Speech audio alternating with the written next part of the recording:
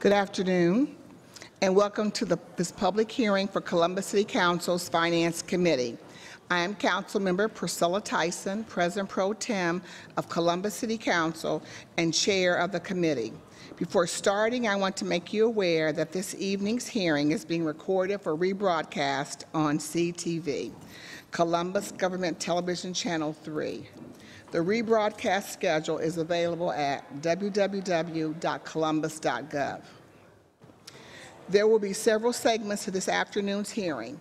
We will first hear from the City Treasurer, Deborah Klee, on changes to the Ohio Collateral Program, which will require City Code changes. We will also be briefed on the City's third quarter financial review. Then we will transition to a hearing on the 2018 budget and presentations from City Department directors. Prior to hearing from directors, the auditor will review city revenues. And so to begin, I will ask Treasurer Debbie Klee to present on the proposed changes to the Columbus City Code. Good evening. Good afternoon, President Pro Tem Tyson. This evening, we have Ordinance 3082-2017, which seeks to amend Section 321.081 of the Columbus City Code by adding language that ensures that the City Code is consistent with the Ohio Revised Code regarding collateral. I'd like to turn over the discussion to Brendan Kelly, who's done a significant amount of work on the topic. So I'll defer to Brendan. Thank you. Good afternoon, Brendan. Good afternoon, President Pro Tem Tyson. Thank you, Treasurer Klee.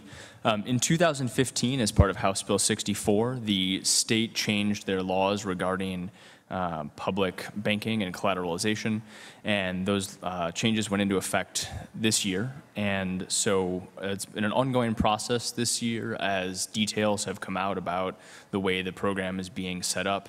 Treasurer Klee and Auditor Dorian have been in conversations with banks about what their intention they intend to participate. And so Treasurer Klee asked me to take a look at the new state code and current city code to determine how those interacted, to see if we could participate in the new program without making any changes.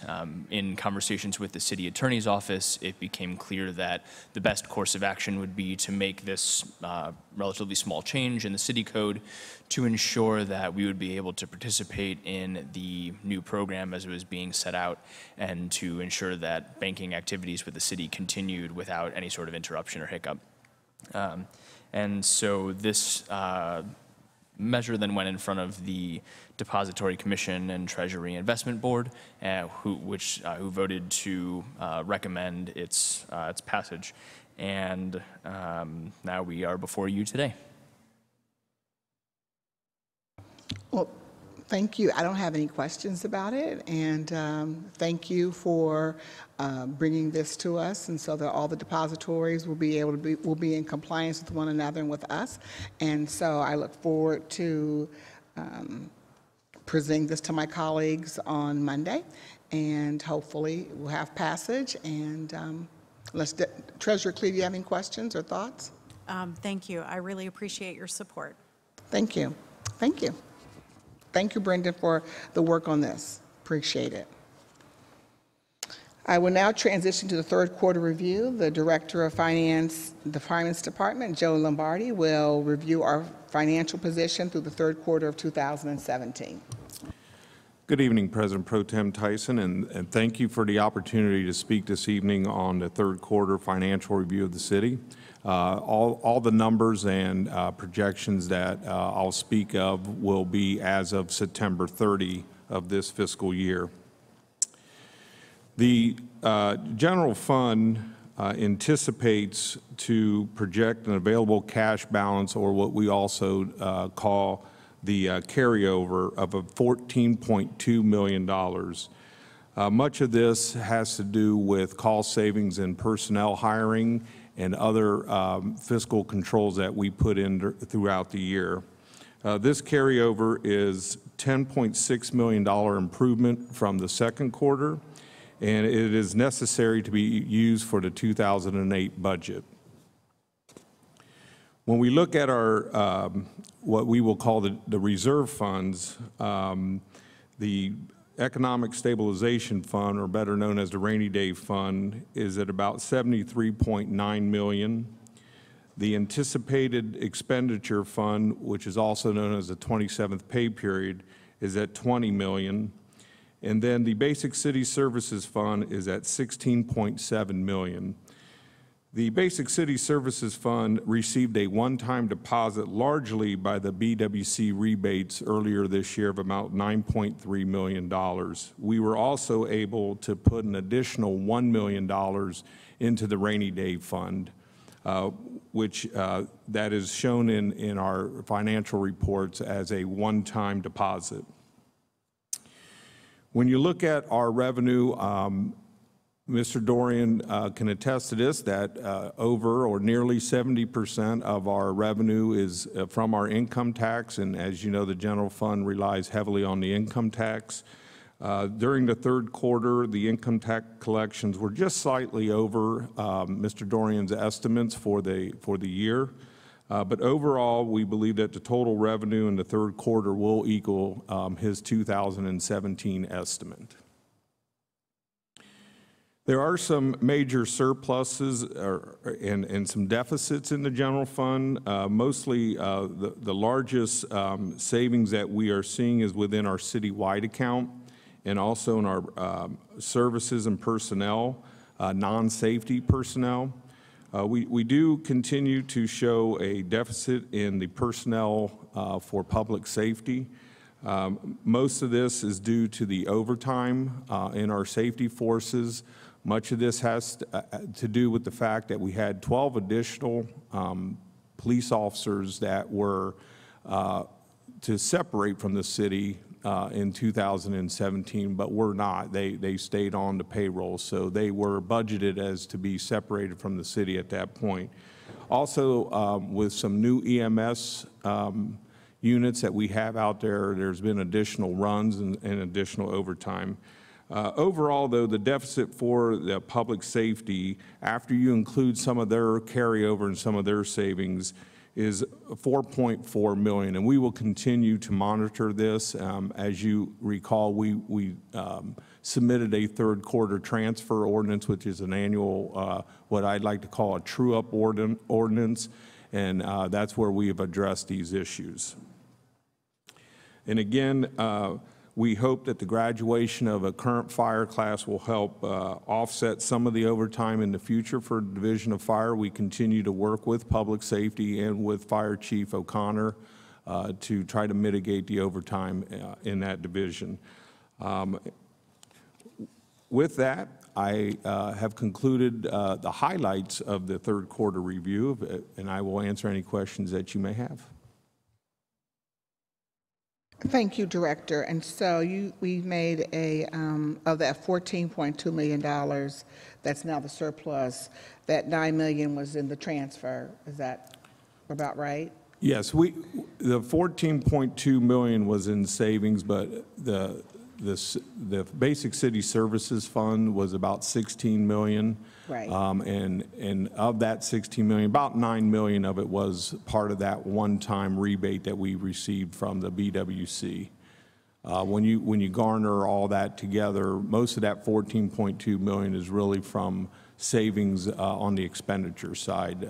During the third quarter, the revenue was flat, so most of those savings were from the expenditure side. Those were due for vacancies? Vacancies. I control all, I hate to use that word, I shouldn't use that word, control, but all personnel hiring forms except for elected officials have to come through the finance director's office and must be approved by the finance director. And a lot of help has been from my colleagues who have not backfilled some positions that were vacant.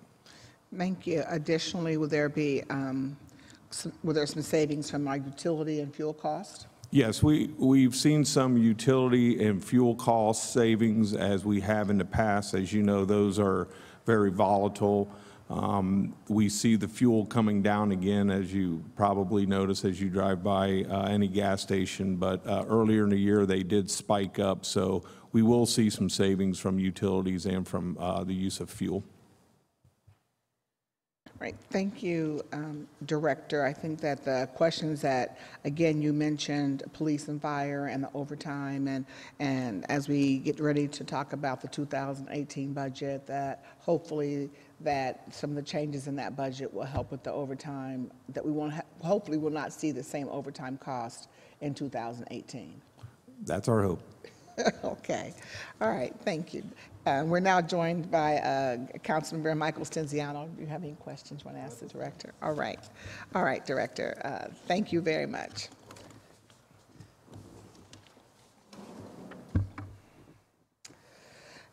The third quarter review, though, again, was really the most important of all the reviews, is the most important because it certainly did give us a clear picture of the revenue and expenses for the year as a whole. And this information was also used to inform the mayor's budget proposal. As on November the 14th, of course, we received that from the mayor, and we will hold again now a series of our hearings to discuss the proposal in the upcoming weeks. Columbus, again, is one of the best managed cities, and I think just listening to you, Director, in the entire city. Of course, we remain one of the largest cities in America to have a AAA bond rating, and we also continue to set aside dollars, as you mentioned. We also have money in our rainy day fund, and we're on track to reaching the goal of $75 million. Reaching $75 million in the rainy day fund by the year in 2018, with our established new goal of $80 million by 2020. So thank you for that. At this time, I now want to transition to the 2018 budget briefing, so everyone can kind of get in place for that.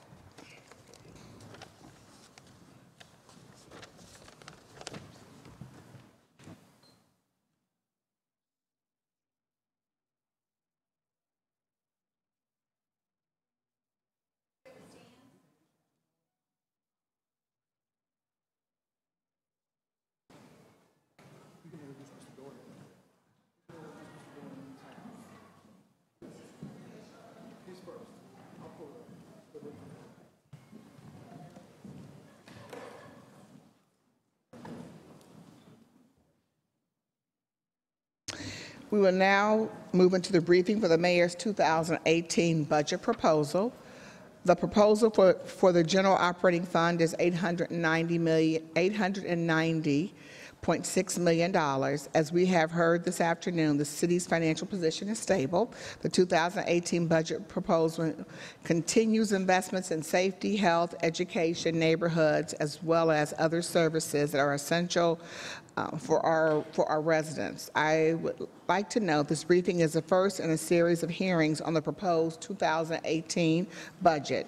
As mentioned, department directors will be providing summaries of their budgets this evening. There will be individual hearings for each committee, which will enable the members of City Council to examine each department's budget in detail. Further, residents have an opportunity to listen, and they will also be able to give comments at those hearings.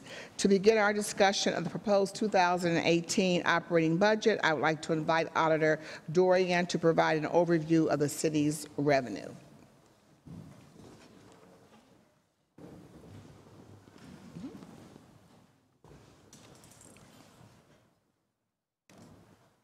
Good evening, Auditor Dorian. Good evening, President Pro Tem Tyson and Councilman Stenziano. Thank you very much for inviting me to this session. And what I'd like to share with you tonight is some of the guesswork, hopefully reasonable guesswork for looking at revenue streams in 2018. There is a packet available to everyone, and in the opening, by the way, the packet is on the city's website at columbus.gov under the city auditor section. So that's a public document available for everyone, all of our citizens to review and critique if they like. What I'd like to point out, and as you indicated, Ms. Tyson, the budget and the anticipated revenues in the general fund next year are about $890.5 or $0.6 million.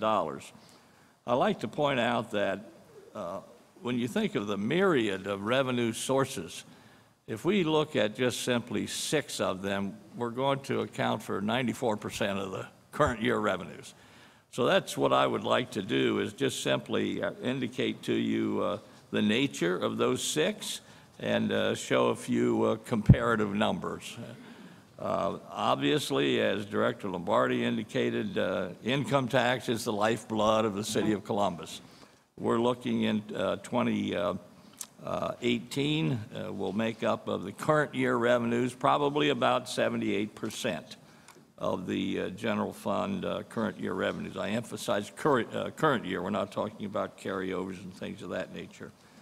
I anticipate from an official standpoint, the income tax revenue to increase about 3.4% this year. I think it's going to be a little better than that, but here's the reasoning. We all know that we have a very favorable unemployment rate here in Columbus. When I look at the unemployment rate, we really ought to be doing better than what we're doing in terms of income tax growth.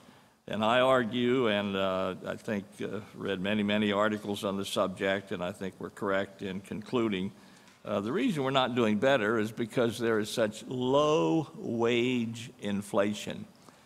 I think we all know that income tax growth really comes from 2 factors. One, employment versus unemployment. The more jobs should produce more revenue. But the second, and equally important, maybe more important, is what are the existing employees in the community getting in terms of pay raises? And the pay raises are pretty modest during this year of 2017. So when I say to you, I think we may possibly end the year around a 4% growth, income tax is growing at about 2.9%, where the favorable alternative is, or other factor is, that refunds are not near what they were last year. Refunds in 2016 were an all-time record high for the city of Columbus, about $30 million. So we're not experiencing those refunds as much this year. If we look at a chart that I proposed, Molly, can you bring up that chart? I'm looking at page 3 of that document.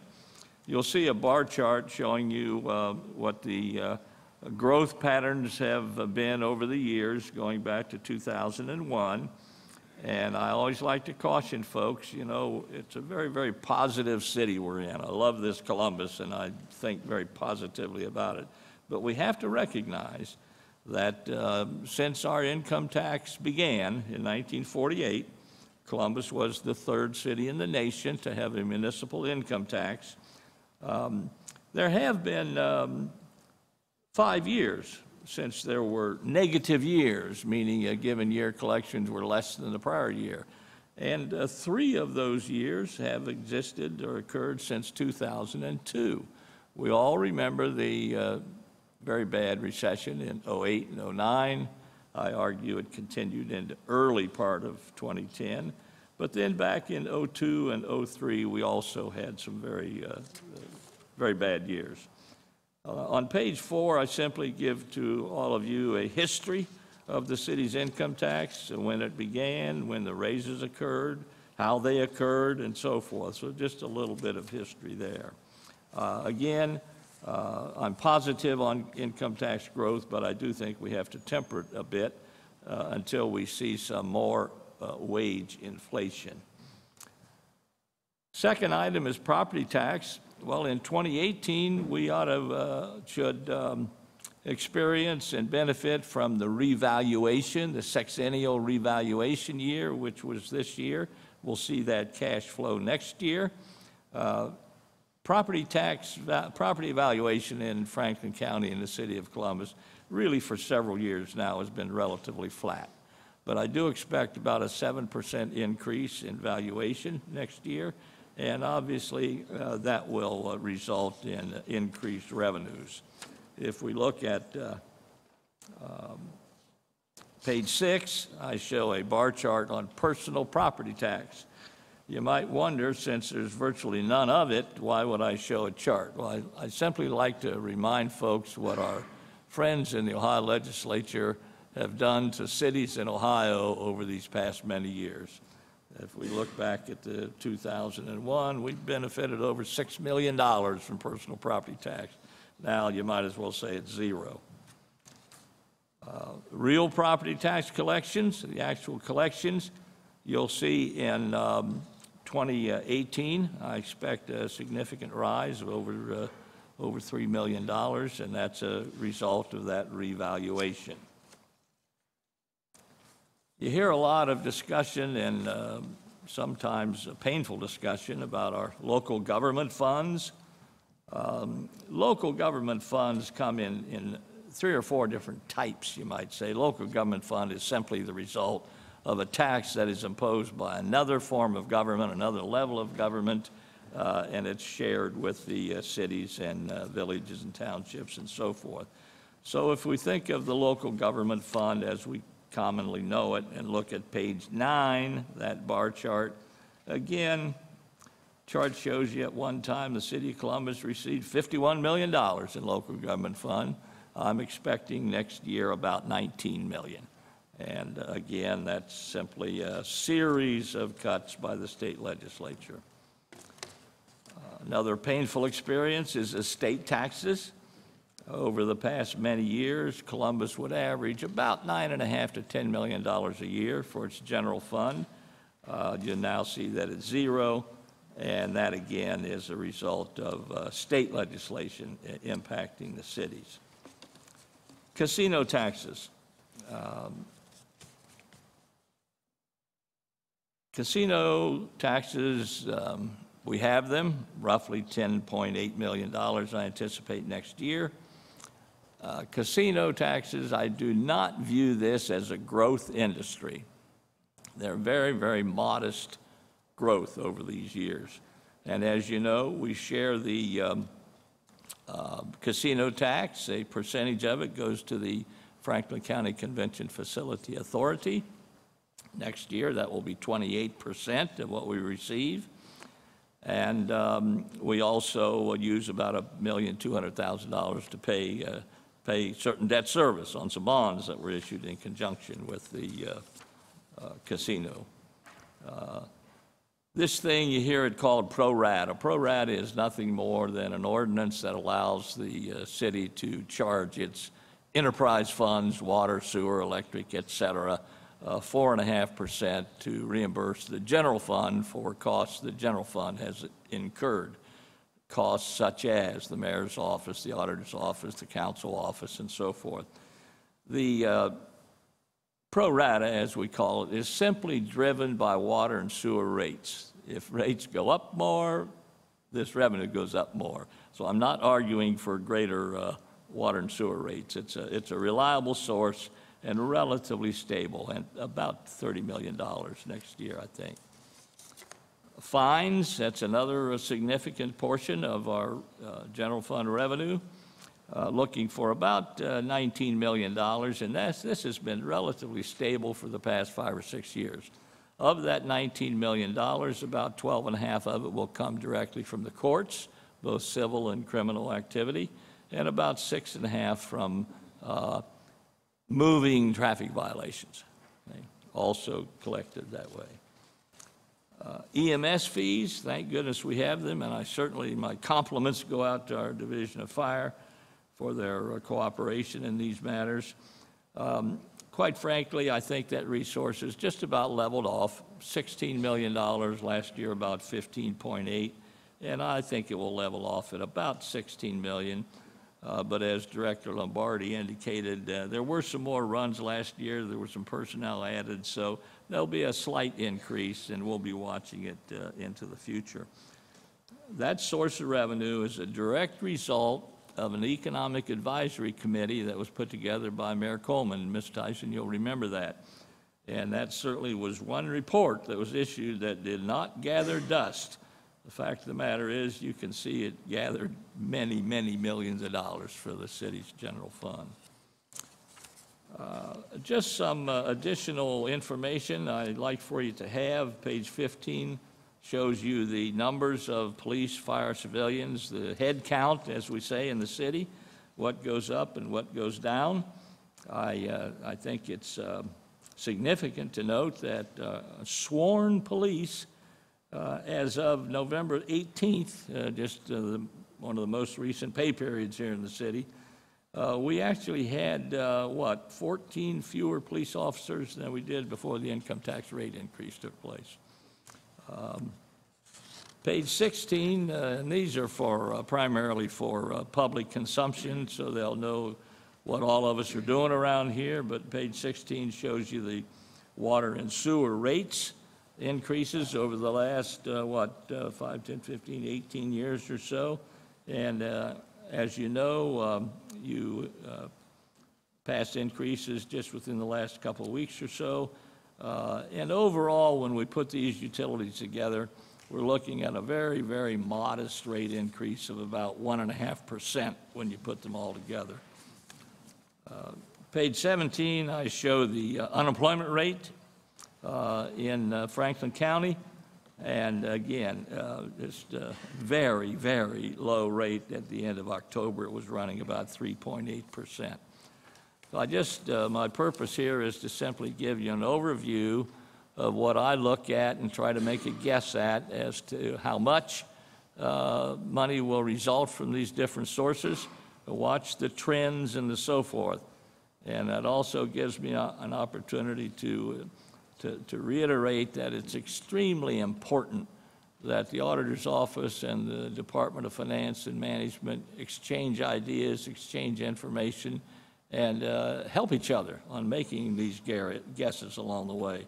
So I very much appreciate Director Lombardi for the cooperation that he's shown to us this past year. And that last page simply says, thank you for your attention.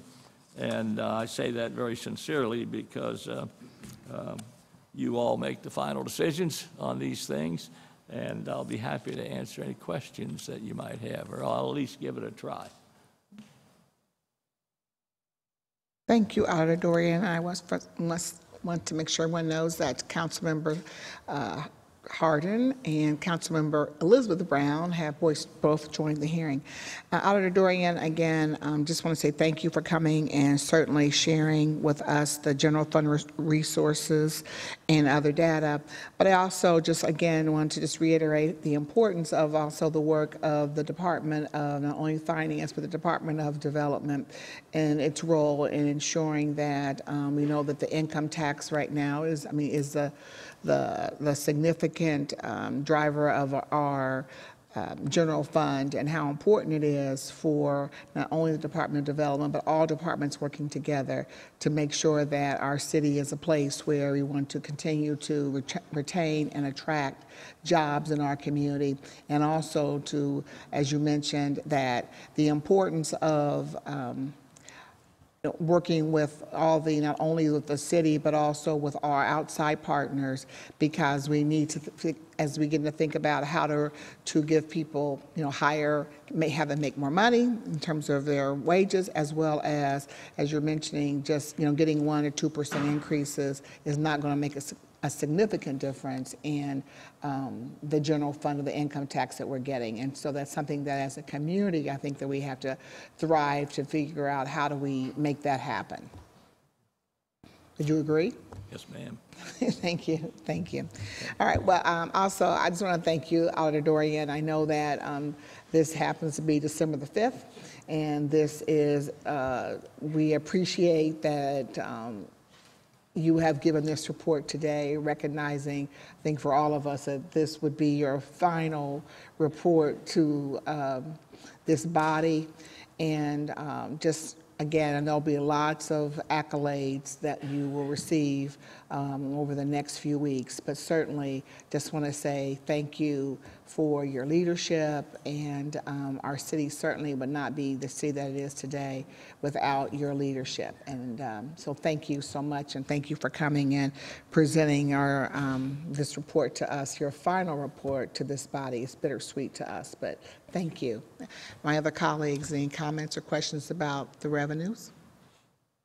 No? All right. Thank you, Auditor Dorian. Thank you all very much. Now, to provide perspective on how the revenues will be spent, I will once again call on Director Lombardi to give an overview of the 2018 budget and summary of the Finance Department's budget. Concluding his briefing on the budget, I will invite department directors on their respective representatives to present the budget highlights.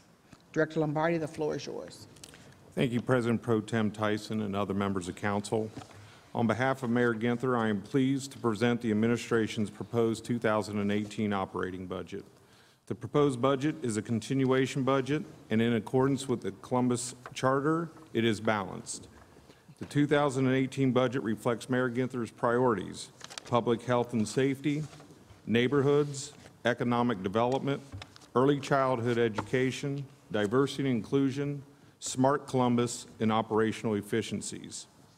I want to thank Mayor Ginther for his leadership and vision, and President Pro Tem Tyson for your leadership as Finance Committee Chair. Developing the city's operating budget is a multi-step process. This involves teamwork and cooperation, and I would be remiss if I didn't give credit to those who put in countless hours developing this document. I want to thank the staffs of the Mayor's Office, the city departments, the city auditor, city council, and other elected offices. I want to express a special thank you to my outstanding and dedicated budget team for their work, time, and most of all, their patience with me as we made some changes throughout this process. They continue to smile through the whole thing, so I'm very proud of them that I was not injured through that process. This evening, I will present an overview of the general fund budget and then speak specifically about the Department of Finance and Management's proposed 2018 budget. Each department representative here this evening will have an opportunity to provide details of his or her respective budget as well. The general fund budget provides funding for all day-to-day operations such as personnel, supplies, and services that are necessary to meet the level of service for our community. When all funds are considered, the total 2018 operating budget is $1.8 billion. The general fund portion totals $890.6 million, or 50% of the budget. This represents a 2% increase over the 2017 budget as amended and 3.7% over our third quarter projections. The budget includes the use of $16.8 million from the Basic City Services Fund, thanks to a one-time deposit of $9.3 million from the BWC rebates we received earlier in the year, as well as $14.2 million in carryover from projected expenditure savings this year. Furthermore, other measures were taken. For example, the budget shifts dollars traditionally supported in the general fund to the SIT, such as $886,000 of the public defender's contract and $1.2 million in some lease agreements. As the 14th largest city in the country, the City of Columbus continues to be one of the largest cities to maintain a AAA bond rating from all three major bond rating agencies. This is due in part to the long-term fiscal policies and the leadership of Mr. Dorian. The city pledged to our community to replenish the Economic Stabilization Fund, better known as the Rainy Day Fund. The administration will deposit $1.2 million in 2018 to the Rainy Day Fund. And with this deposit, the city will have met its original commitment to voters to have a balance of at least $75 million by the end of fiscal year 2018.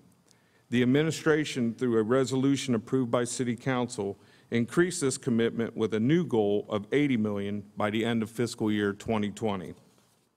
In addition, a deposit of $2.5 million will be made to the 27th pay period fund, bringing the balance of that fund to approximately $22.6 million.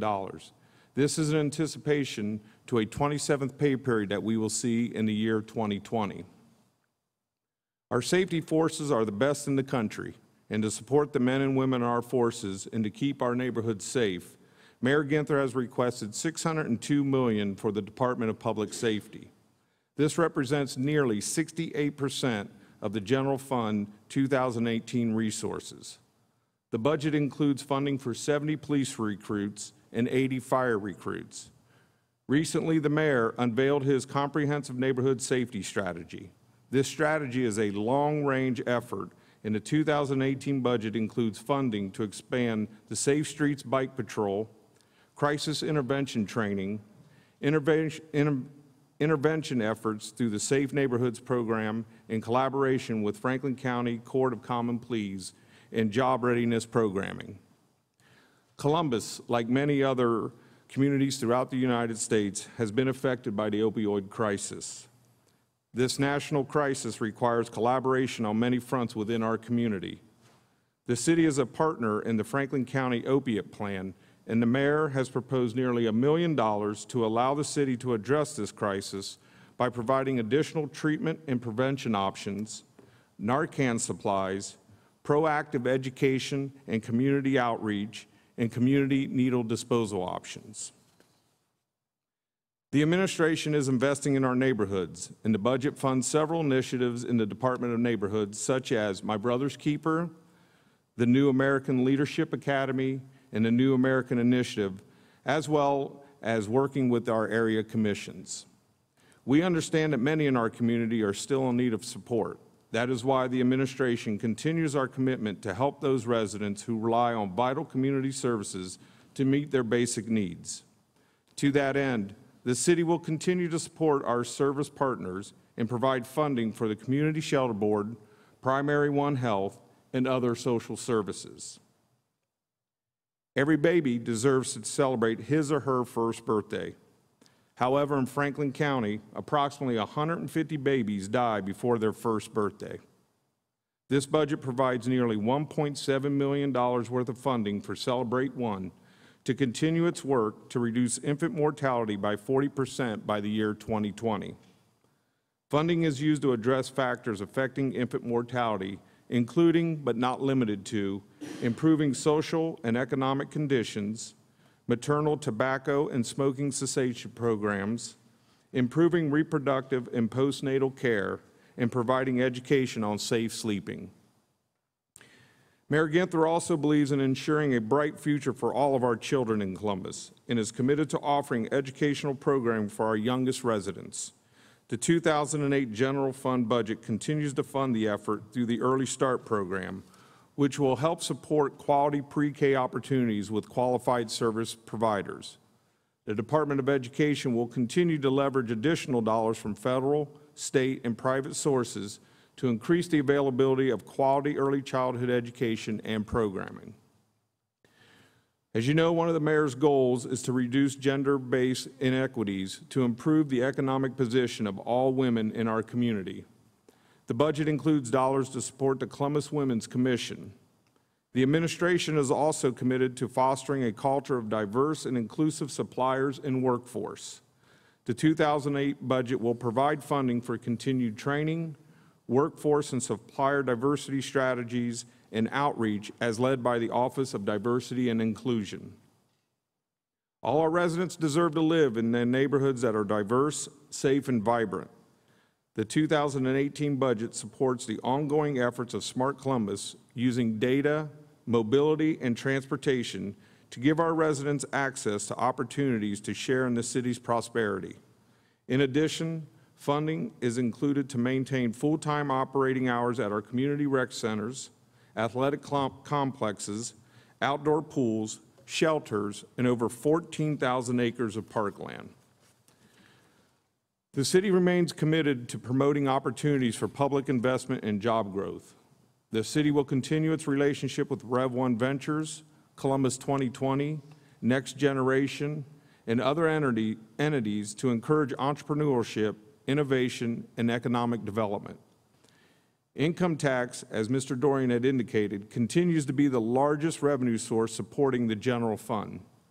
Therefore, the health and stability of the general fund relies on the retention and creation of jobs within the city of Columbus. The city will continue to leverage partnerships with key organizations to allow it to attract and retain jobs while preparing and training residents who pursue opportunities to fill these positions. That concludes an overall view of the 2018 operating budget. And if it pleases this council, I would like to present the highlights of the Department of Finance and Management's budget. Thank you.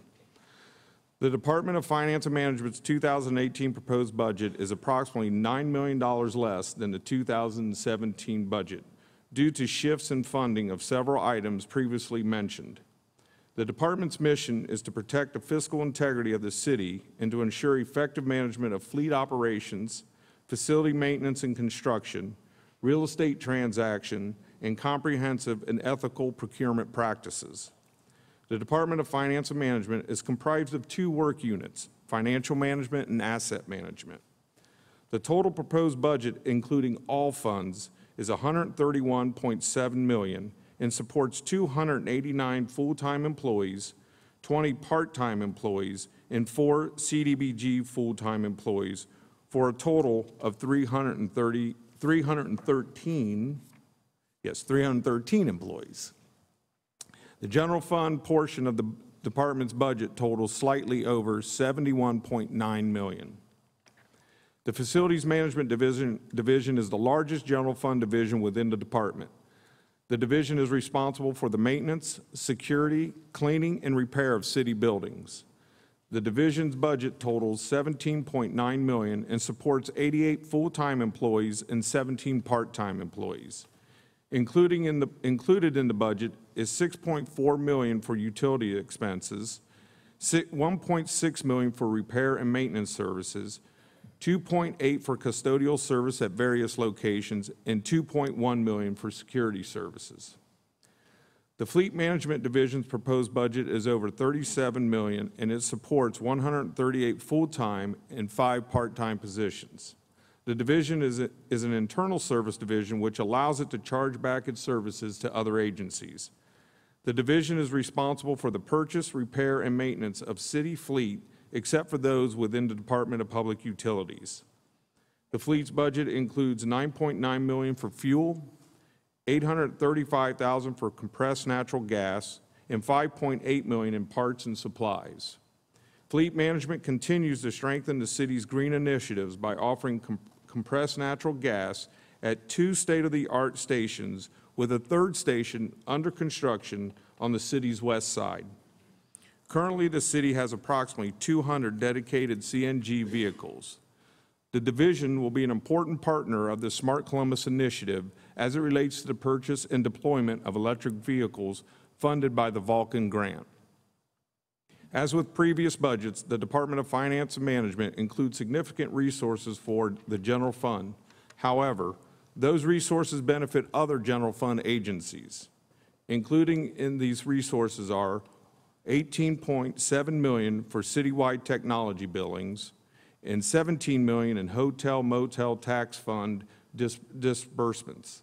The public defender contract is estimated to be $1.6 million for 2018. However, only $714,000 will be from the general fund, and the remainder will be budgeted in the SIT.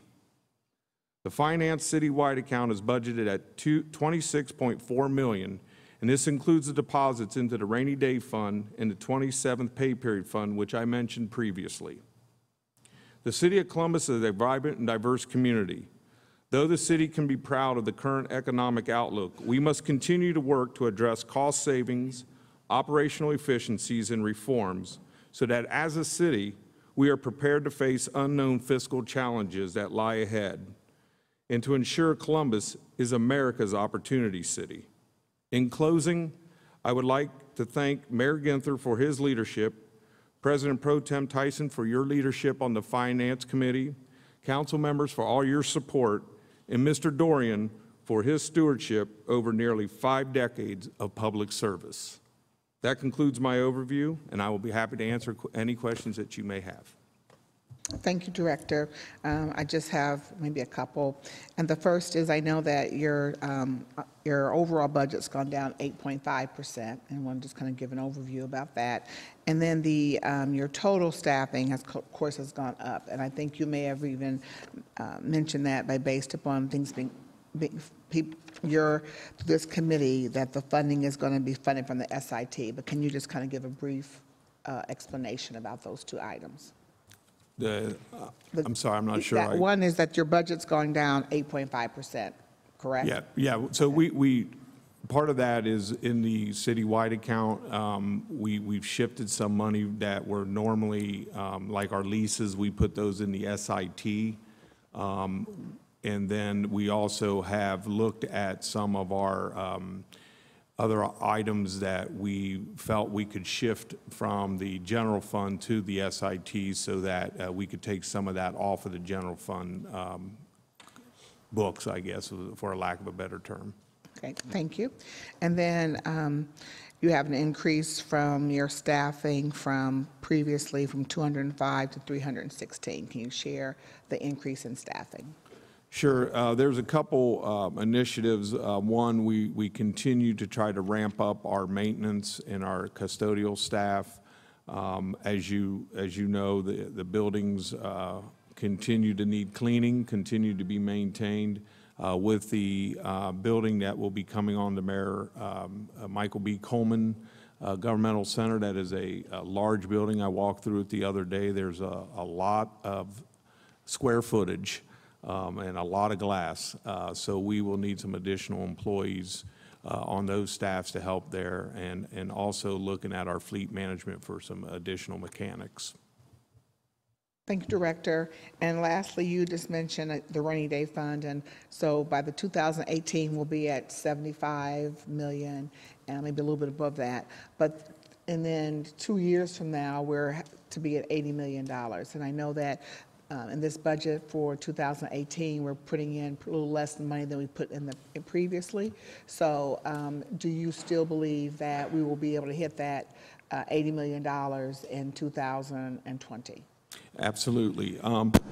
We certainly put in less in the general fund, but in my presentation of the third quarter review, there was an additional $1 million that we put in earlier this year into the rainy day fund. Normally, we would put about 2.2 or 2.5 million into that rainy day fund each year. So we put $1 million from part of the rebates that we received, and then we made the balance up in the 1.2 million. But we are very confident that going forward that we can certainly hit, if not exceed, that $80 million for 2020. Thank you. I don't have any other questions. Appreciate you and the work that the finance team does to move our city forward. So any questions from my colleagues?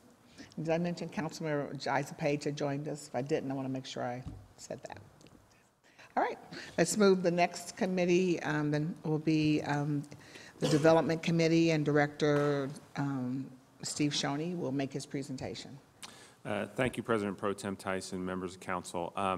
Appreciate the opportunity to provide this update on the Department of Development's budget. As all of you know, we will also have the opportunity to present our budget to the Health and Human Services, Development, Small Business, and Housing Committees. So I will keep it at a high level of overview today, and be happy to go into detail as we get to each of those committees. The Department of Development's budget is, shall we say, complex. It is not one that I think I could explain without a pie chart. About 80% of our budget comes from two sources, the general fund and CDBG. This year we are shifting more of our budget out of those two funding sources and into a number of other funding sources. At the high level, the Department of Development is proposing a total operating budget of $37.7 million in 2018. 80% of our budget is made up of general fund and CDBG funds. We have a 2% increase in our general fund for an additional $630,000.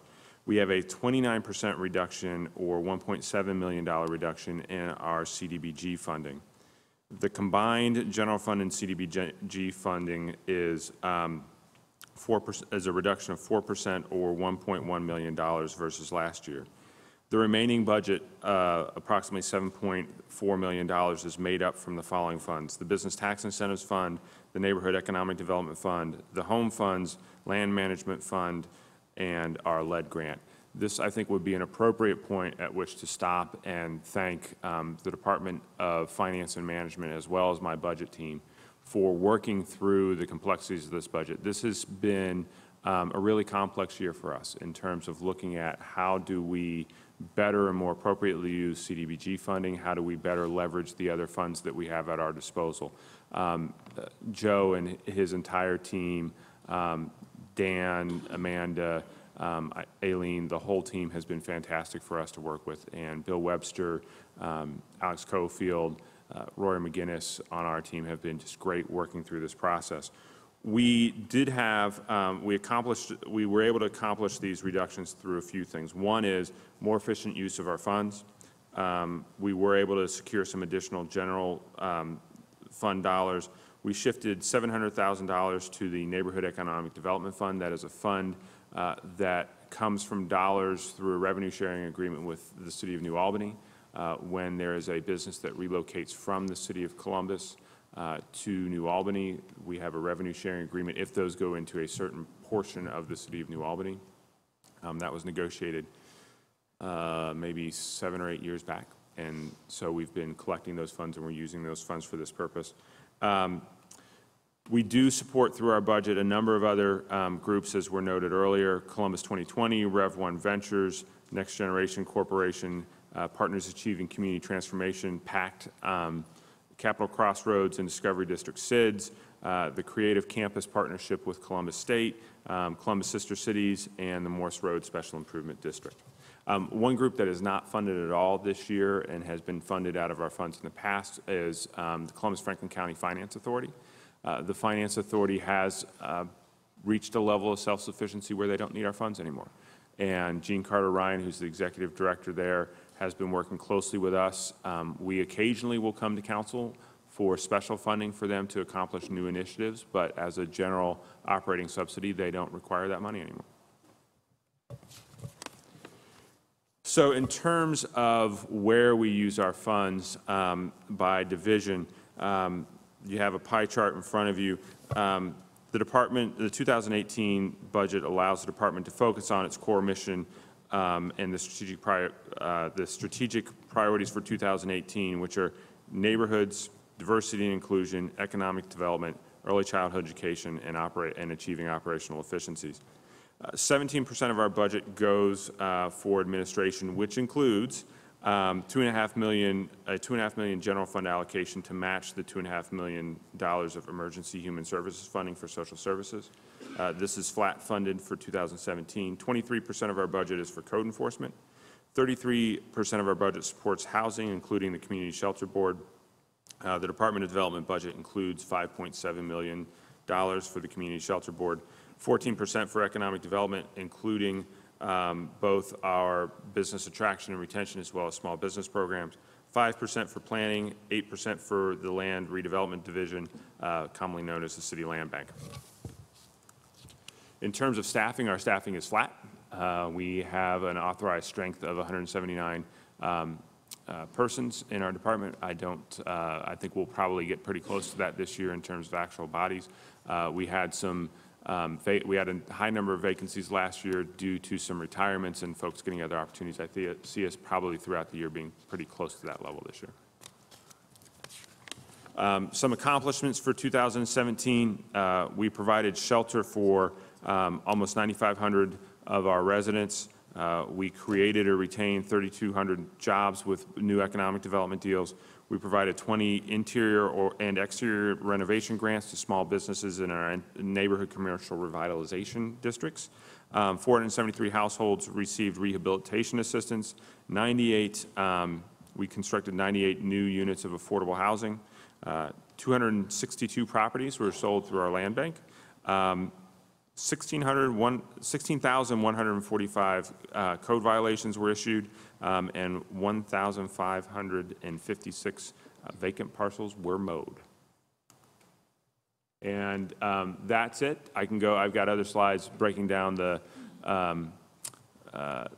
funding for each of our divisions, but with that overview, I'd be happy to take any questions. I don't have any questions, Councilman. So we really are going to allow you guys to give us briefings. So just to move it through, because we do know that you're going to have hearings. And so we won't ask you, unless it's just something that's just that comes up that we feel like we have to ask, we will let you just kind of move it through. Out of respect for your time and everyone's time, we will let you just make your presentations. Thank you, Director Shoney. Our next presenter will be Director Scott Messer from Building and Zoning Services. Good afternoon, President Pro Tem Tyson, other members of council. Also want to thank you for the opportunity to present an overview of Building and Zoning Services 2018 budget. The Department of Building and Zoning Services supports the safety and quality of life for citizens of Columbus and visitors alike. The processes of plan review, permitting, inspections, zoning, and engineering ensures proper land development, promotes high-quality design standards through the enforcement of state and local business codes. Our 2018 budget is $22.1 million for this upcoming year. It provides for 156 full-time employees and 20 part-time employees. This does represent a 9% increase over our 2017 budget. This increase is directly related to increases in permitting and construction activity in Columbus. So as construction activity increases, there's more demand for plan review and inspections. We have added 8 full-time positions to meet that demand. All activities of the department are funded exclusively through the Development Services Fund, which is a fund established from the permitting and licensing revenues. So we are not funded with any dollars from the general fund. These revenues are all based on a codified fee schedule in the local building code, the most recent one being effective in 2014. In addition to funding ongoing operations, our 2018 budget will also allow us to continue to streamline processes for customers with increases in online permitting, electronic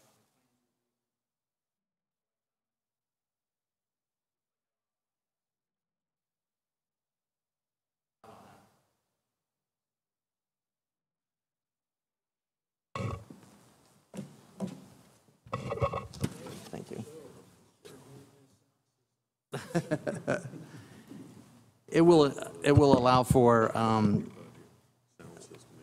oh yeah, exactly. It will allow for other advances in technology as well. It also includes $280,000 for the replacement of 10 vehicles out of our fleet of more than 50. We have a standard replacement schedule where we replace vehicles based on mileage and age, and that will allow for 10 more vehicles next year. Most of our department's annual budget, nearly 80%, is spent for personnel. On an annual basis, we issue nearly 50,000 permits. We conduct over 80,000 inspections. Last year, we served more than 41,000 customers at our customer service center up at Carolyn Avenue, to be relocated very shortly into the new building that Director Lombardi mentioned. We have issued over 600 unsafe and hazardous building orders up through this year. We look forward to next year being a really good year in our new building. As I mentioned, we're really excited to relocate downtown to be much more centrally located. And I, too, have had a chance to tour the building, and I'm very impressed and excited about it. But that is a summary. I want to thank Councilmember Page for her leadership on our committee, and we also will be having a budget hearing to go over more details. But if you have any questions, I'd be happy to answer them, and thank you for the chance to present. Thank you for your presentation, and just on your report, just saying that keeping pace in 2017, Building and Zoning Services maintained a 96% success rate in building plan review for customers with potential changes and approval in 30 days. Congratulations. Thank you. All right. Next, it will be from the Civil Service Commission, Executive Director Amy DeLong. Thank you, Chair Pro Temp Tyson and other members of council, for allowing me to share the 2018 civil service budget. As you know, Civil Service Commission is a part of the checks and balances of city government and is responsible for maintaining a merit system of employment to ensure the city employment is accessible and filled with qualified, competent individuals. To that end, the Commission's budget request for 2018 is $4,310,306. This reflects a decrease over our 2017 final appropriation of $4,451,377, and that basically is a result of not having or not administering the firefighter test in 2018. Our expected major expenditures for 2018 are as follows. Our non-uniform testing, which actually, to give a little bit of information, in 2017 to date, I shouldn't say to date, as of the end of October, already performed or already administered 136 different tests for the city for our jobs, and they are $620,408 for 2018 in order to continue that. And our uniform testing staff, which does all of our police and fire uniform testing for both promotional for fire and police and for police officer in 2018, will be $1,288,688. Our other major expense, if you call it a major expense, is Restoration Academy, and that's going to be at $286,504 for 2018. With the adoption of the requested budget, the commission will have a total of 36 full-time and 12 part-time regular positions to carry out our classifications and applicant assessment responsibilities. And with that, I'd like to thank you for your consideration of our 2018 budget. Thank you, Director. And this is an increase for Restoration Academy? Actually, it's going to maintain. One of the things I've been working with the Workforce Development Board and Lisa Pat McDaniel is to do this more efficiently. And this year, I have actually a lot of money left over in the budget from 2017 that we are going to ask, I think, soon for council to allow us to extend that and use some of those dollars from last year that didn't get spent because we had 16 candidates, and those 16 candidates, 8 of them were hired within the first month. So we had additional employment dollars left over because mostly this money pays for their wages. Thank you. So. Okay, wonderful. So, yes, I would hope that our body will be supportive of that to make more ex-offenders to be able to be in the program and be able to get some good jobs in Columbus. So thank you for your leadership there, and also thank you for the continuation of your neighboring testing pilot project. Thank you. Thank you. Our next presenter will be from the Office of Diversity and Inclusion, Thomas Stevens, Assistant Director. Good evening.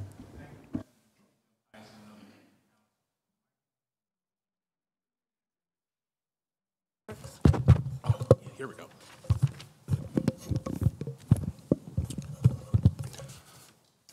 I'd like to present our 2018 budget proposal. We're looking at $1.3 million, which is slightly down from the previous year. And that $1.3 million supports 11 team members. What I would also like to do is kind of explain what our 2017 successes were, and then tell you what we're going to do with 2018 funding, and this should take no more than 3 to 4 minutes. So in 2017, the old EBO office was rebranded to the Office of Diversity and Inclusion.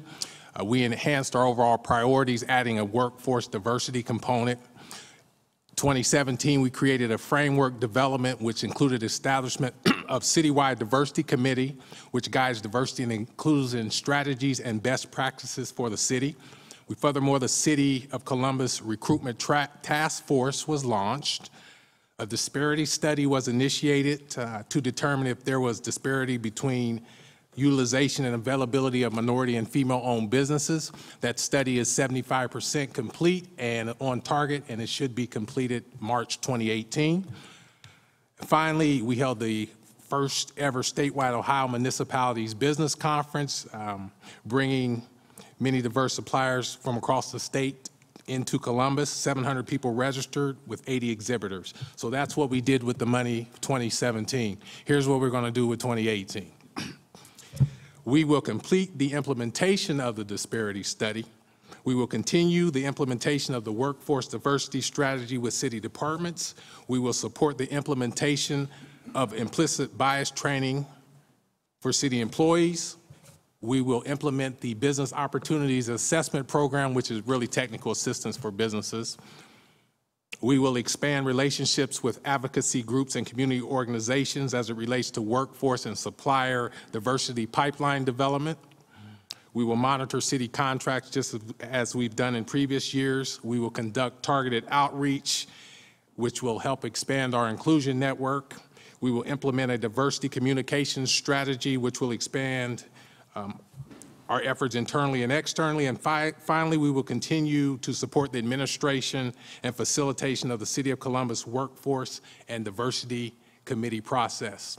So ultimately, as we wrap it up, we continue to grow diverse businesses, reach diverse audiences, expand economic opportunity, attract diverse talent, and we want to tell our story as America's equal opportunity city. Any questions?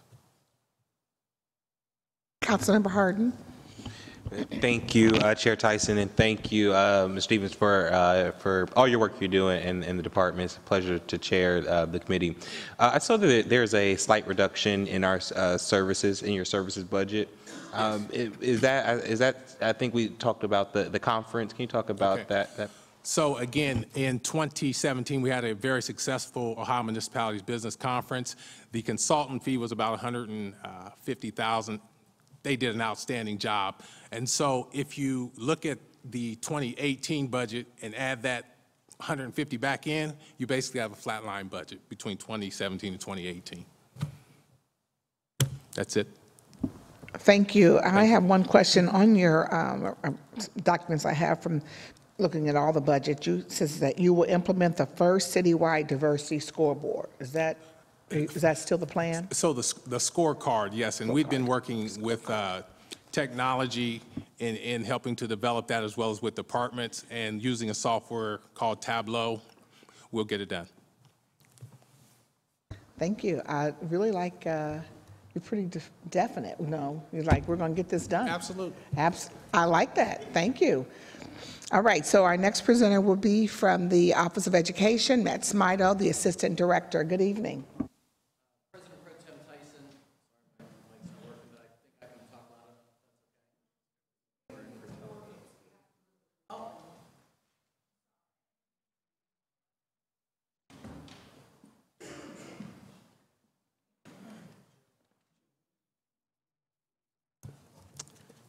President Pro Tem Tyson, members of council, thank you for the opportunity to present to you the proposed 2018 budget for the Department of Education. Our total proposed appropriation is $4.5 million. The majority of this funding, $3.5 million, is for Early Start Columbus. The Early Start Columbus initiative, our pre-K expansion program, provides direct support for pre-K slots, child development associate programs, professional services, and consultant fees. Through this program, we have provided a high-quality pre-K education for over 2,500 children over the last 4 years. In addition, we have provided or are providing the opportunity for about 250 existing Columbus teachers to receive CDA training. Providing a safe environment for children to learn after the school day ends remains a priority for our department. The department requests continuation funding of $389,000 to continue providing mini grants to after-school providers to assist them in these efforts. In addition, $524,000 will be used to support the administration of our department. Chair Tyson, Education Chair Brown, former Chair Page, members of council, we deeply appreciate the support that you and all of council members have provided us over the last 4 years. Thank you. Seeing no questions, I'll just again thank you for the goal of 900 pre-K children, I know it's the same as last year, to be a part of the Early Start program, and just thank you for the work that you're doing to ensure that the future of our children and the workforce. So thank you. Thank you. The next presenter will be from Columbus Public Health. It's Dr. Mashika Roberts. Good evening. Good evening, President Pro Tem. Good evening, President Pro Tem Tyson, council members, and colleagues. Thank you for the opportunity to highlight the Columbus Public Health's proposed 2018 Health Special Revenue Fund budget of $32,406,377. As you know, Columbus Public Health has played a critical role in protecting the health and improving the lives of all residents and visitors in 2017. Our community continues to be challenged by an opiate epidemic, a near record number of gun violence deaths, and one of the highest infant mortality rates in the country, and the health disparities created by the social determinants of health. These critical issues will continue to impact our community and our work into 2018. In 2017, we were an active partner in the Franklin County Opiate Action Plan. We continued our work with our partner, Celebrate One, to address infant mortality, and we started the CARE Coalition to provide community-based violence prevention services, such as training 400 community members on adverse childhood trauma and 25 community intervention team members on emotional first aid and de-escalation in the Hilltop and Linden neighborhoods. And while working together with all of you to address these pressing public health issues, we also continue to provide the basic public health services that our residents depend on to live healthier and safer lives. In 2017, these basic services included, for example, nearly 30,000 immunizations to protect against preventable diseases, providing STD services to almost 8,000 patients, investigating and responding to 61 outbreaks in order to protect the public's health, conducting more than 15,000 food inspections, and providing nearly 97,000 certified copies of birth and death certificates. The proposed 2018 budget allows continued provision of basic public health services that are mandated, as well as priority programs that the Board of Health deems minimally essential to meet Ohio's public health standards. We also will address our community's priority areas while continuing our basic services and programs that protect health and improve lives. Columbus Public Health will have the opportunity to expand services to address two critical local public health issues. First, we will establish a medication-assisted treatment program, also known as MAT, and related medical care at Columbus Public Health to better serve those addicted to opiates. This expansion supports the recognized best practice that the most effective intervention for those abusing opiates is combining MAT with ongoing intensive substance use therapy and counseling. Given the high number of residents abusing opiates, an MAT program at Columbus Public Health will provide treatment access for individuals who have barriers getting MAT elsewhere in our community. This program will provide medication to help break the cycle of active opiate addiction to approximately 275 residents, as well as provide wound care and other basic medical services to approximately 500 residents at the Safe Point Harm Reduction Clinic. This expansion will also double our capacity to link clients who are hepatitis C positive to care in order to reduce their spread of infectious diseases in our community. We will also expand our comprehensive maternal tobacco and smoking cessation program at CPH that addresses factors that contribute to infant deaths, including preterm births and SIDS. Women in the Celebrate One neighborhoods with the highest rates of infant mortality also have the highest rates of smoking. This item will expand our Baby and Me tobacco-free program to directly provide clinical cessation services and incentives to approximately 700 pregnant women and new moms. While increasing our ability to address the opiate and infant mortality crisis through these expanded services, we also want to acknowledge a cut to Primary One Health. This reduced support reflects the improved financial condition of Primary One and allows us to address and positively impact the mayor's priority areas without any cuts to other basic services. In closing, I assure you that your investment in our programming and services means quality public health protection is available to all of our residents. We will continue to operate with high efficiency and effectiveness to protect the health and improve the lives of all residents. As always, we appreciate all of your support and guidance at Columbus City Council through this process and all year long. I would be more than happy to answer any questions that you have. Thank you. Thank you, Dr. Roberts. And just asking one question, because you just mentioned that there certainly has been a reduction of $250,000 from primary care, and just having primary one, I'm sorry, and just with the understanding of what is going on at the federal level and jeopardizing some of the funding to the federally qualified health centers, do you think that this change will affect the services that they provide to our residents? So thank you for that question. Yes, there are definitely some funding questions and concerns at the federal level for our federally qualified health centers. At this time, we believe there is some security, at least in the most recent future, that the funds will still be there. And we believe that any change will probably not impact them directly in 2018, but in years to come. So we feel confident in that they will still be whole and viable even with this $250,000 reduction. Thank you. And then obviously we'll look at 2019 based upon the budget and just making sure that we can always provide our residents with the services they need. So thank you. You're welcome.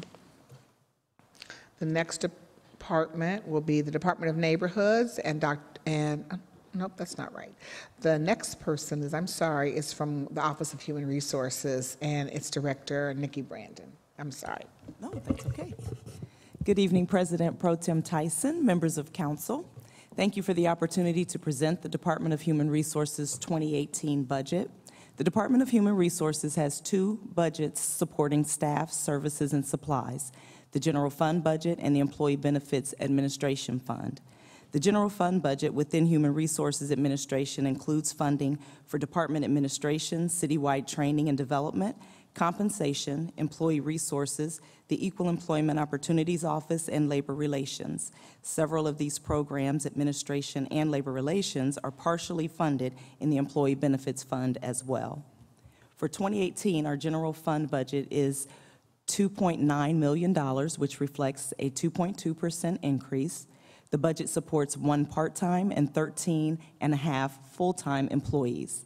One contract supported by the general fund includes the Mount Carmel Occupational Safety and Health contract in the amount of $1.4 million for services that include fitness assessments and testing for both police and fire uniformed personnel.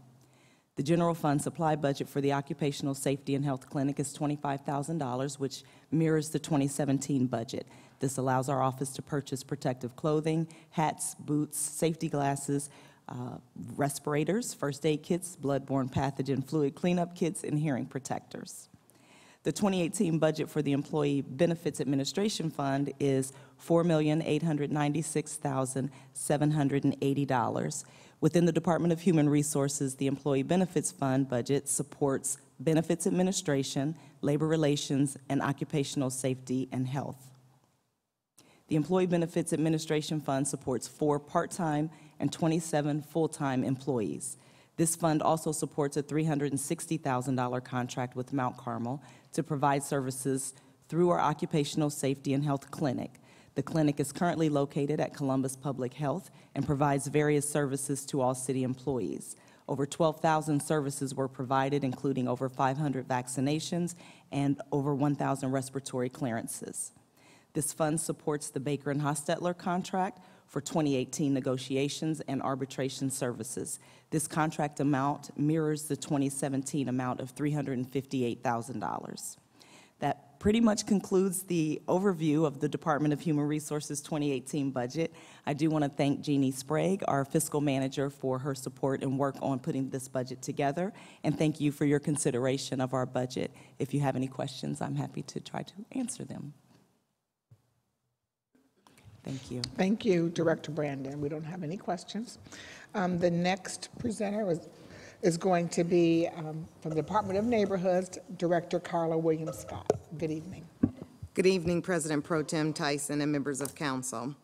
In 2017, the Department of Neighborhoods has 45 staff with a budget of $4.4 million. Staffing includes 42 full-time and 3 part-time employees. The 2018 budget of just over $7 million will include 44 full-time staff and 2 part-time employees. A full-time position is being added to the neighborhood and agency services to provide additional support to the neighborhood liaisons and the area commissions. Funding for the New Americans program continues to assist with the assimilation of our New Americans arriving into Columbus from other countries. This will include translation and interpretation services and the development of a New Americans Leadership Academy that will offer leadership development and training to underrepresented New American youth and young professionals in an effort to increase civic engagement from our New American community. Support will continue for the Columbus Neighborhood Community Grants and the community-wide MLK and Black History Month programs. Support of the My Brother's Keeper program continues to address opportunity gaps for boys and young men of color. Additionally, in our 2018 budget, $500,000 will be allocated to develop a comprehensive neighborhood plan and implementation strategy for the Hilltop community. $1.8 million will be allocated to the Neighborhood Crisis Response. Neighborhood Crisis Response is a part of the Comprehensive Neighborhood Community Strategy proposed by Mayor Ginther in his 2018 budget. This comprehensive safety strategy will be a multifaceted, cross-departmental approach to address neighborhood safety, focusing on the physical and social deterrence of crime. Neighborhood Community Response will identify immediate and specific changes that can be taken to aid in crime reduction. This new and innovative approach will work with residents, city departments, and community partners with one goal of reducing violent crime in our neighborhoods. This effort, I'm excited to announce, will be led by the Department of Neighborhoods, working with our friends at Columbus Public Health, and we will coordinate the financial and human resources across departments to create more physical deterrence to crime. The $1.8 million allocated to the Neighborhood Crisis Response could include, but is not limited to, investments in better lighting, sidewalks, nuisance code issues, excuse me, and vacant and abandoned housing. This effort will be funded by Community Development Block Grant dollars. Let me emphasize that these dollars will not be allocated to programs. However, the resources will be more utilized like capital dollars. How exactly will this program work? If a violent crime occurs, the Neighborhood Crisis Response Team could be activated. The team, comprised of representatives from departments, will conduct a rapid needs assessment of the neighborhood in which the crime occurred. Again, with laser focus on developing solutions to create physical deterrence to crime, the Department of Neighborhoods will work closely with city departments to ensure that issues identified and the needs assessment are addressed as expeditiously as possible. As Mayor Ginther stated in his budget rollout, we cannot police our way out of safety issues. We all have a role to play. We are working closely with the mayor's office and with other city departments to build all of the components of this comprehensive neighborhood safety strategy, and we look forward to sharing more with our members of council as our plans develop. Thank you. Thank you, Director William Scott. I'm very excited about this Neighborhood Crisis Response Program, and certainly as you're sharing right now, you shared that it's going to be a capital budget, which I certainly looking at, of course, lighting, sidewalks, just neighborhood improvements are so important, as well as I'm assuming that the program that Dr. Mashika Roberts just spoke about would also be in partnership with you, hers looking at it from a public health standpoint. I mean, you're working with all the departments, but certainly looking at some of the physical needs that are there. And when do you anticipate, the Neighborhood Crisis Response Program kind of beginning? Will probably be, we anticipate following upon completion and passage of the budget in 2018, but we're working behind the scenes to kind of put a timeline and outline in place so that we have all of the staff resources aligned to implement the program. So I would say at least within the first quarter of 2018. Thank you. And as you're mentioning that you're kind of starting to work behind the scenes, and just even some data that's already out here from neighborhoods and areas where we've seen some crises has already been going on. When you think about some of the shootings and just the incidents that are going on right now in the community, there's certain areas that certainly would be a focus, I would think, of your department, focusing in those areas where we know there's great need already. So exactly. Thank you so much. Any questions from my colleagues? No? All right. Thank you. Thank you very much.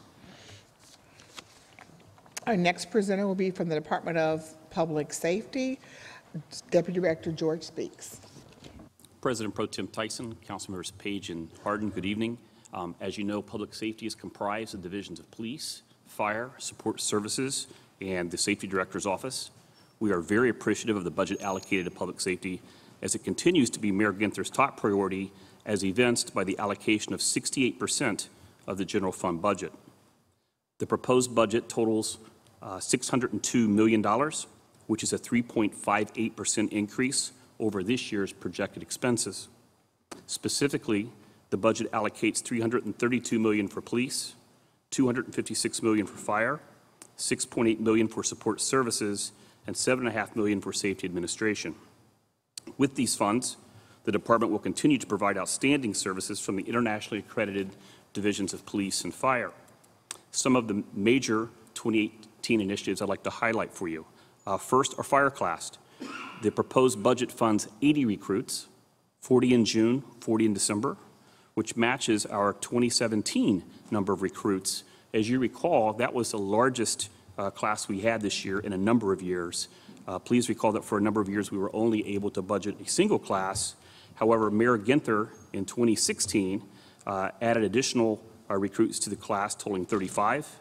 This year we were able to have 2 classes of 80, and likewise with this budget we're able to have 2 recruit classes for a total of 80. This will help us prepare for the opening of our newest fire station in 2019, Fire Station 35. With respect to police and recruits, I am pleased that we will have 70 recruits, 35 in June and 35 in December, to help maintain our nationally accredited Division of Police. Another highlight is our Narcan expansion. The Division of Police will continue with this program that started this year with an additional $150,000 to equip many officers with this life-saving drug to counter heroin overdoses.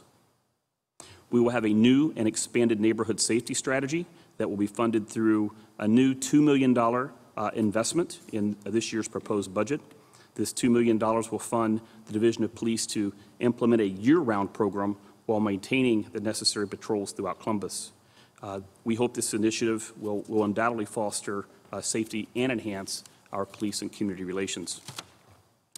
With respect to vehicles, we will work with fleet management to determine the number and type of marked and unmarked vehicles to be put into our fleet. This year, we were able to purchase 60 SUV cruisers, 8 prisoner transport vehicles, and over 4 dozen other vehicles for the Division of Police and Fire. And again, we will work closely as we are now with fleet management to ascertain the numbers for in 2018. The following programs are funded at or slightly more than this year's allocation. Our jail contract is proposed at $4 million. Our EMS billing contract at $1.8 million. Community Crime Patrol, $375,000. Capital Area Humane Society, $225,000. Truancy Program, $75,000. And our COPE Board, you recall that is a new initiative in which our city residents are helping to pick our safety forces, is funded again at $33,600.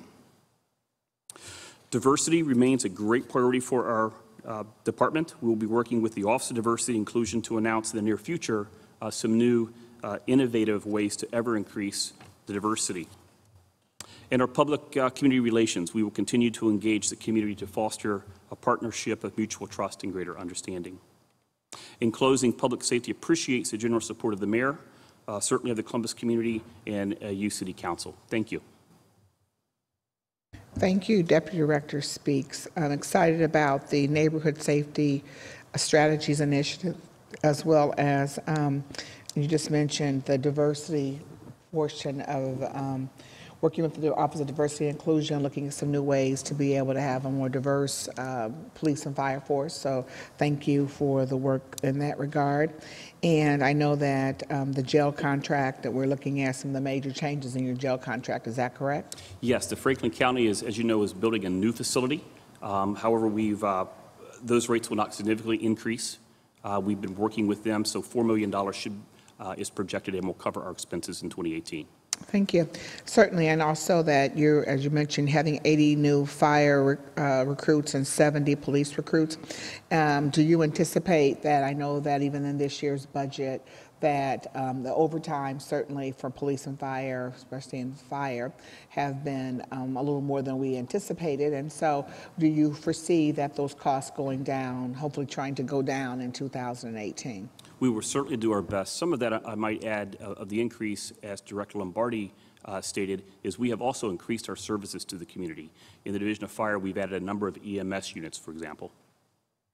So we opened the new fire station back downtown, and et cetera. But That's correct. And as you know, we will be breaking ground next year on the new station 35 at Broad and Wagner, yes, which is a wonderful news. And this number in the class will help us prepare for that opening. Thank you. All right, thank you very much. The next presenter will be Assistant Director Steve Wenzel from Public Service. Good evening. President Pro Tem Tyson, members of council. First, thank you for this opportunity to present the highlights of the Department of Public Service's proposed 2018 operating budget. The Department of Public Service is comprised of the Director's Office and 4 divisions. We have refuse collection, infrastructure management, traffic management, and design and construction. In 2018, we have a proposed funding level of $117.2 million across 5 different funds for the Department of Public Service, which represents a 5.7% increase over the 2017 revised operating budget. This will fund 789 full and part-time personnel that provide some of the most basic city services, including refuse collection, which contains residential, bulk, and recycling, maintaining and improving our roadways, fixing potholes and plowing snow, installation, maintenance, and traffic signals, signage, pavement markings to promote safety of our citizens, publicly managed parking, and making Columbus a safer city for pedestrians and bicyclists. The proposed 2018 budget for the Director's Office is $6.1 million. The Director's Office provides the overall coordination and policy direction for the department. In addition, the office coordinates consolidated fiscal and human resource functions for the entire department. In 2018, for the Division of Refuse Collection, we have proposed funding of $37.6 million. This represents only a 4.2% increase over the 2017 revised budget. The proposed funding will support 226 full-time personnel that provide trash collection services to more than 334,000 households every week, 52 weeks a year, regardless of the weather. The Division of Infrastructure Management's 2018 total budget request is $35.4 million, which represents a 5.4% increase, all within the Street Construction Maintenance and Repair Fund. The division provides street maintenance services within the city rights-of-way, including street sweeping, litter control, graffiti removal, snow and ice removal, and all in an efficient manner. We begin the 2017-18 winter season with our snow warriors ready to go. We have 115 equipment operators plus more than 200 additional city employees cross-trained to drive snow equipment in extreme weather conditions. We have 140 pieces of winter weather equipment and currently have almost 31,000 tons of salt on hand, with the additional purchasing capacity of 10,000 tons. The Division of Traffic Management is making our streets safer for motorists, pedestrians, and bicyclists. The division's 2018 total budget request is $20.1 million. The Division of Traffic Management is responsible for planning, educating, and advocating for greater mobility of various roadway users to ensure safe and efficient transportation systems for pedestrians, bicyclists, and vehicular traffic, as well as for improving neighborhood livability and safety. The Division of Design and Construction's 2018 total proposed budget is $18.1 million. The Division of Design and Construction is responsible for developing quality construction plans, managing design contracts, and enabling the department to build and maintain a safe and efficient transportation system. In addition, the division manages construction contracts, providing quality and timely construction inspections, surveying, and materials testing services in support of public service, public utilities, and privately funded infrastructure construction projects. That concludes my presentation of the 2018 Department of Public Service proposed operating budget. I would be happy to answer any questions.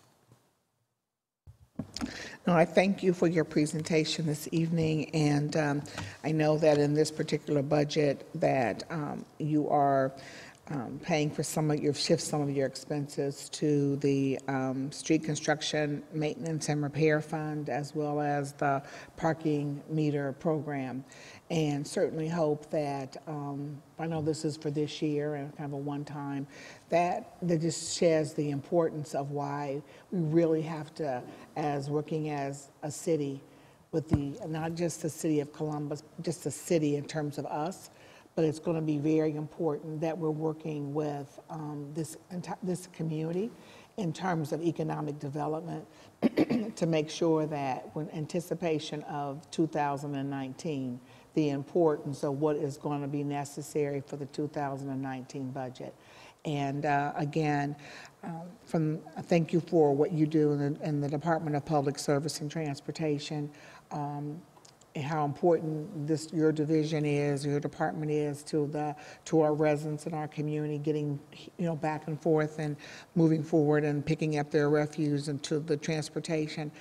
So to the Director of Finance, just I understand the importance of what we have to do in 2018 in preparation for 2019. Thank you. Thank you, Deputy Director. Any questions? Next, we will have a presentation from the Department of Technology and Deputy Director Pam O'Grady. Sorry, I'm so sorry. Director Tony Collins. I am from the Department of Recreation and Parks, Director Tony Collins, and then we'll go to Deputy Director Pam O'Grady. Thank you. Thank you, President Pro Tem Tyson, members of council. The Columbus Recreation and Parks Department appreciates the opportunity to present our 2018 budget request. The Columbus Recreation and Parks Department is presenting a general fund proposal in the amount of $54,565,975. Charged with a commitment to conservation, health and wellness, and social equity, Columbus Recreation and Parks is dedicated to ensuring Columbus continues to be America's opportunity city and accomplishes this through the sustainable programming, connecting neighborhoods, and being open for all. Key points in the 2018 request include funding to meet the goals of the mayor, align with the CRPD Commission's adopted master plan, council priorities, and to support the best practices of our recreation and parks profession, health and wellness, conservation, and social equity. The 2018 budget includes funding for the daily operation of our 27 community recreation centers, 2 dedicated senior centers, our therapeutic recreation program, cultural arts programs and facilities, our athletic centers, the Mcknight Outdoor Education Center, and the administrative support for COAAA. It includes the operation of our 6 golf courses, 27 rentable community buildings and marinas, and the budget funds the maintenance of operations of our 353 parks, 120 miles of trails, and 19 nature preserves. This budget includes funding for 326 full-time staff, 1,500 part-time and seasonal staff members, including over 700 part-time employees ages 14 to 24. The 2018 budget also supports the staffing and operational support to expand CRPD Centers for Opportunity partnerships with private, nonprofit, and public partners, and to enhance and expand the program services in those 11 opportunity centers in our 8 most challenged neighborhoods as identified by Celebrate One, including the planning of the new Linden Community Center and Linden Park.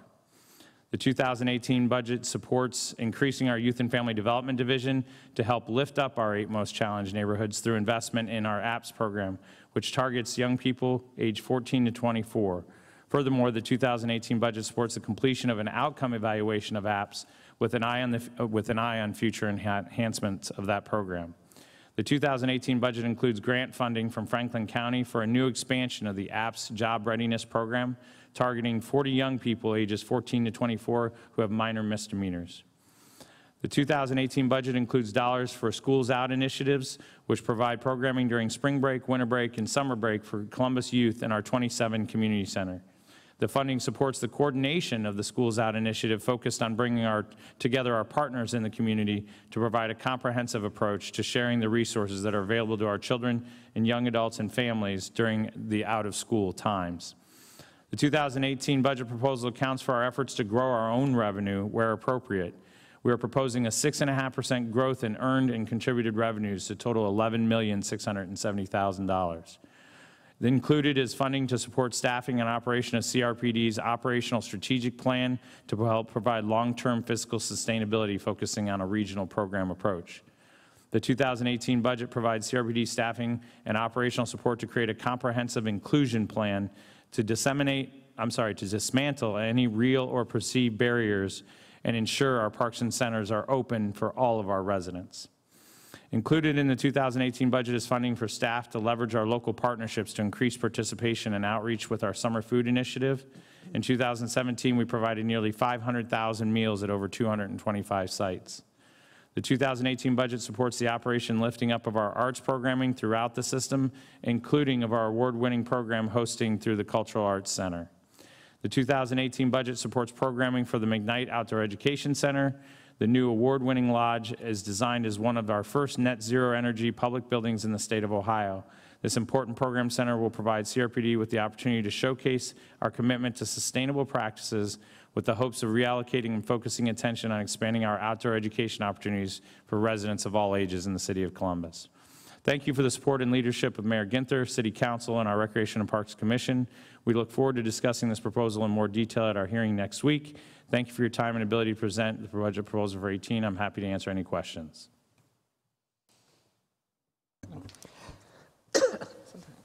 I don't have any questions, but just excited about the opportunity centers and the work that you're doing there, as well as the work that you're doing around the apps program and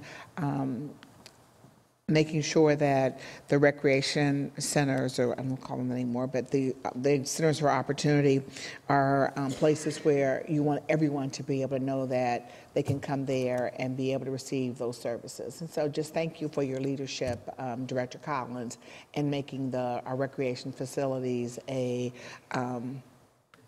integral part of our communities. Just thank you. All right. And our next presenter will be from the Department of Technology, Deputy Director Pamela Grady.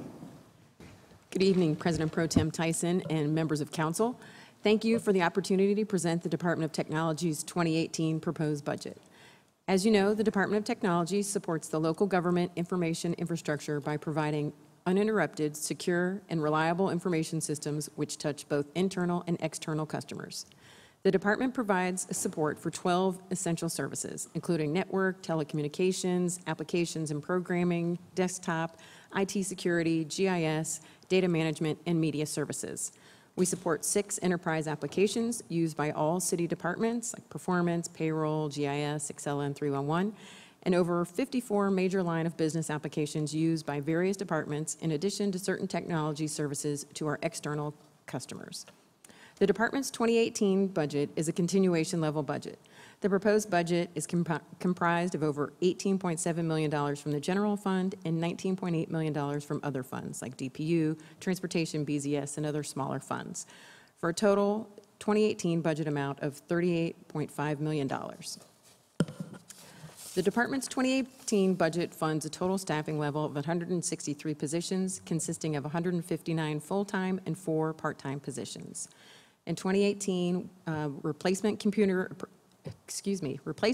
equipment purchases for the general fund agencies will be funded via the General Permanent Improvement Fund for a total of $700,000. The department has a number of priority projects to support the city in 2018. Here are just a few. Police body cameras, will be continuing that program. Data management implementation. We continue to create an information data exchange accessible across city departments. Police applications and migration, and an upgrade to newer infrastructure and server platforms. Celebrate One, the city's 311 application.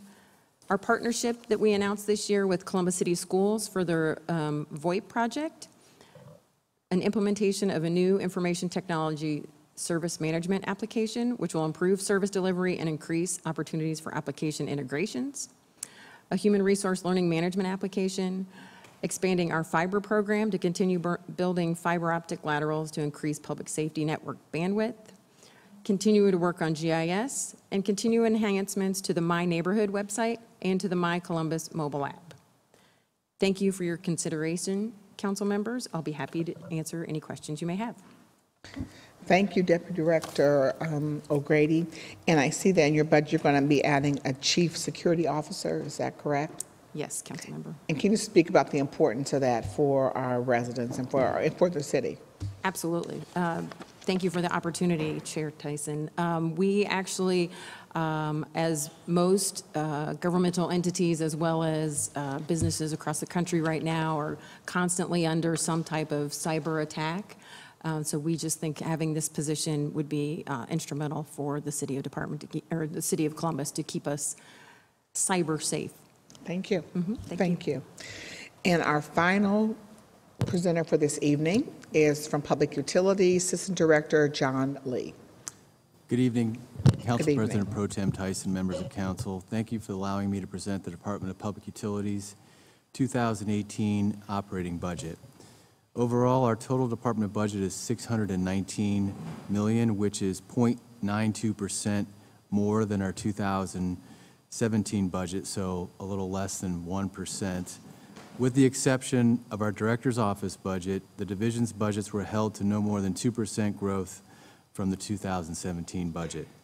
Our budget supports approximately 1,279 full and part-time employees.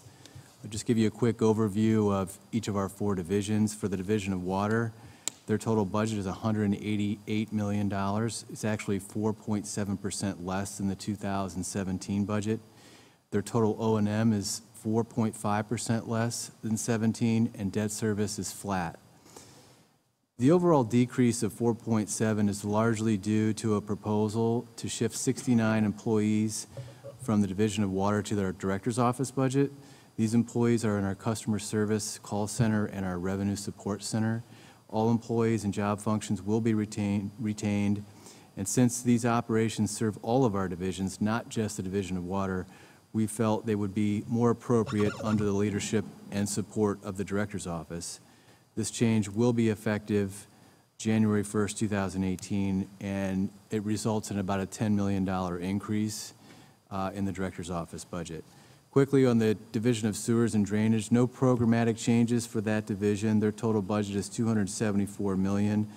O&M increases about 1.6%, and debt service is up about 2.5%. Debt service makes up about 59% of the total budget, which pays back the principal and interest on bonds and loans we use to support our major capital program. In 2018, Blueprint Columbus will continue in neighborhoods to eliminate the source of sewer overflows and basement backups. Division of Stormwater, the total budget is about $39 million.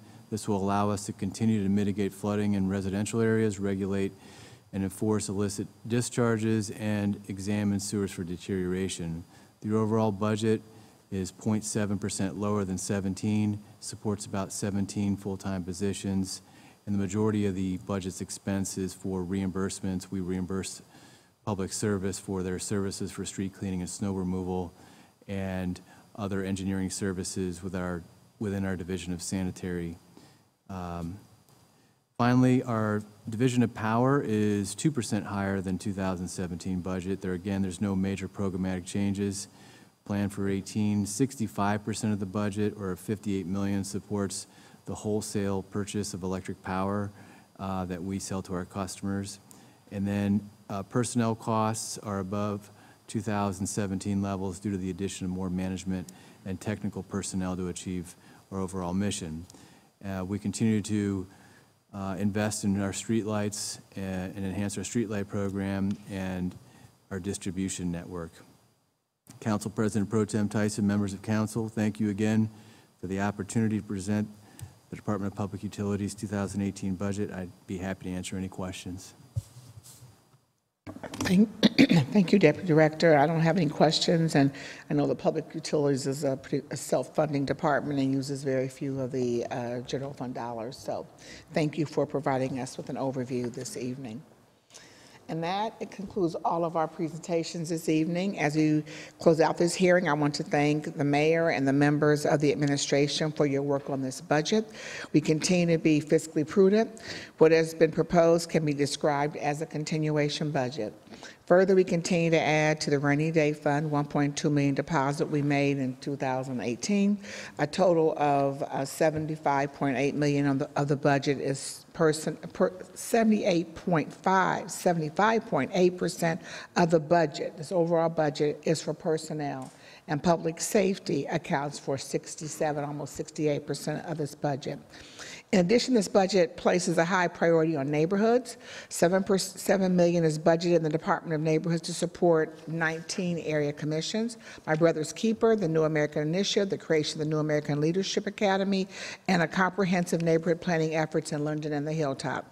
As far as education, $4.5 million is in the budget for the Department of Education for Early Start Columbus, funding to support the number of preschool, pre-kindergarten classroom slots and increase the quality of programs for our Columbus children can attend. In regards to safety, $601.7 million is included for public safety. That includes funding for the mayor's comprehensive neighborhood safety strategy, 70 new police recruits and 80 new fire recruits, continued implementation of body-worn cameras. The budget supports the Smart Columbus team as they implement the strategies for using transportation powered by holistic solutions and integrated data to give Columbus residents access to opportunities that empower them to live their best lives. $220,000 is being provided in conjunction with the Franklin County Juvenile Court to expand the Columbus Recreation and Parks Department Job Readiness Program, in addition to $600,000 for other youth programs through Recreation and Parks. So we're excited about this budget. Again, it's a continuation budget. Just excited about all the work that each of you are doing. We look forward to comprehensive hearings when each of my colleagues will be hosting, and I will give the dates of those future hearings. But again, I want to thank my colleagues for being here this evening. I want to thank Councilmember Hardin, Elizabeth Brown, Michael Stenziano, Jiza Page, and Mitchell Brown could not be here, but I thank him for his service. Joe, I just want to thank you and your whole team for the hard work.